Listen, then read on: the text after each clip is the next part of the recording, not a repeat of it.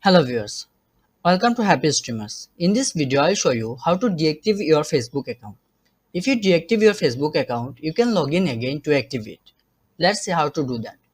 First go to facebook.com and log into your account. Now from the top right corner, click account, then go to setting and privacy. Then go to setting again. Now from the left menu, you will find your Facebook information. Click there. Now on the last option, you will see deactivation and deletion. Click there. If you want to deactivate your account, select Deactivate Account. Read the details. This can be temporary. Your account will be disabled and your name and photos will be removed from the most thing you have shared. You will also able to continue using Messenger.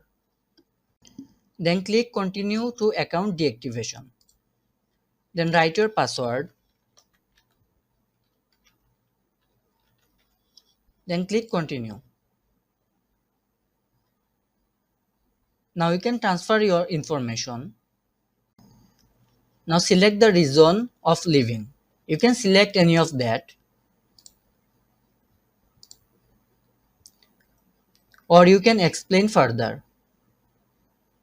You can also keep using Messenger by marking keep using Messenger.